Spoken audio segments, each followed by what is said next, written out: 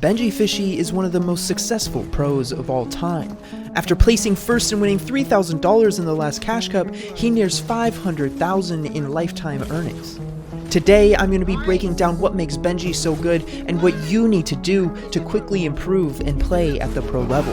If we go to the last Platform Cup under the Compete tab, you can clearly see his name in first place, and when you see the games I'm about to show you, it'll be pretty obvious as to why. It all starts with his insane 18-kill win to kick off game number 1, but you are not going to want to miss what he did in game number 9. If you truly want to improve in Fortnite, then trick the algorithm into showing you more high-quality content like mine by subscribing with notifications, and a special shout out to my supporters who use code EXALTED. But with that being said, let's get straight into game number 1.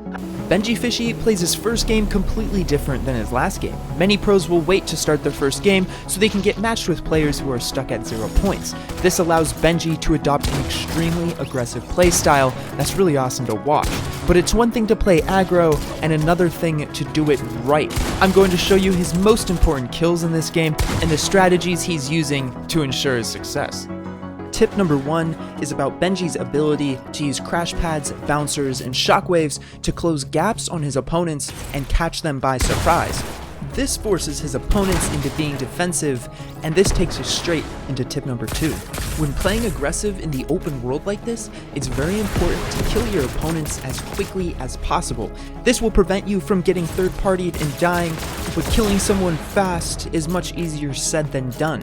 So tip number 3 helps us achieve that. Piece control whenever possible. Piece control was started to prevent opponents from running away or making a kill take longer, which, like I said, can result in death. This leads us into tip number 4, never hold walls. This fight that we're watching is perfectly played by both Benjyfishy and his opponent. No pro will ever hold a wall when somebody is trying to steal it. Instead, they will ramp above them and then create a new box somewhere else that will hopefully allow them to get free shots off, switching them from being defensive to offensive, which takes us straight into tip number 5. Always play the offense. To the core, Fortnite is won by killing every opponent you face until there are none left. You can't kill players when you're playing defensively, you're just making death last longer. Defensive building is supposed to allow you to quickly move to a safer location, heal up, and then allow you to position yourself to play offensive or run away. Which leads us into tip number 6, knowing when to disengage. Because both players in this fight play the encounter so well, despite both taking significant amounts of damage, they are never able to kill each other.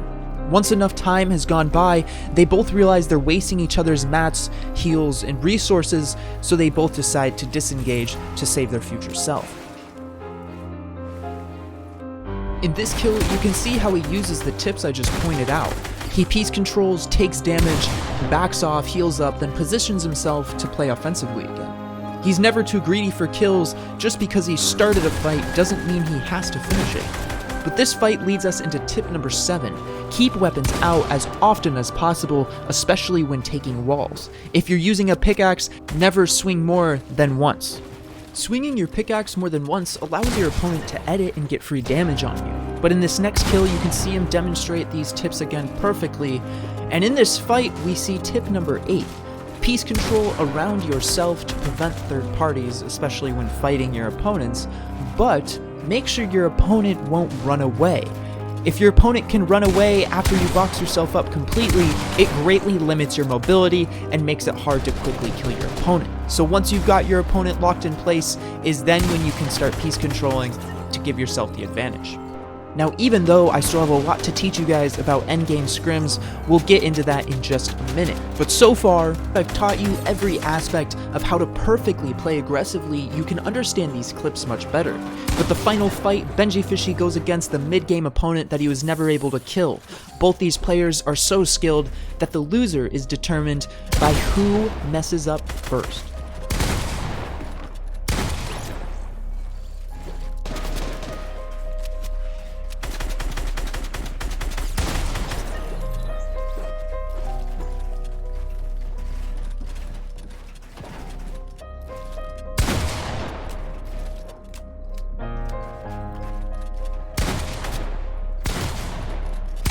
Unfortunately, Benji's opponent was able to get a really cheeky pump shot off on him, allowing him to win the game. But there's a lot in game number 9 that I want to go through with you guys. Let's get right into that. Now, kicking off game number 9, we've got tip number 9. Always split yourself from your opponent with a building piece after trading shots. Benjyfishy will always separate himself from his opponent after trading shots, whether he's using a ramp, floor, or is resetting a wall. This allows him to stay aggressive and control the situation. Now that Benjyfishy is in endgame, this leads us into tip number 10. The game doesn't start until endgame. Aside from killing opponents off spawn, fighting before the 4th or 5th circle should be avoided at all times. Placement is key. But to do so, you need good rotation, which leads us into tip number 11, correct rotations.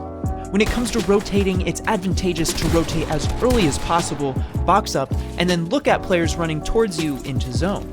This allows you to safely avoid storm damage, get easy rotations because nobody's rotated yet, and it also allows you to pick up on free kills on the late rotators who are getting sprayed by the rest of the lobby.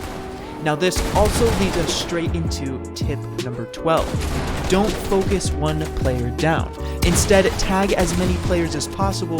This is because many players die to natural causes like fall damage or storm damage, as opposed to other players in the late game.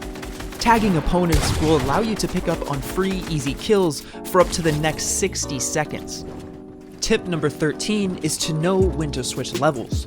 Every story or level in endgame scrims is like its own entire game. If you're in a losing fight, switch stories by ramping up or dropping down. You can use this to your advantage if you're in a good spot. Stay on that story, whether it's low populated areas with lots of free space for your builds, or maybe it's the only story that you can disappear from attacking opponents. When playing aggressively, most players will try for high ground. They will spray and tag their opponents until they find one that is low. From there, they'll use all the tips that I told you from Benji's first game, and they'll drop on their opponent to kill them as quickly as possible. After that, they'll ramp back up to safety or high ground, and they can start that process all over again. When Fortnite is correctly played, it pretty much comes down to simply kill, reposition, heal, and then kill again.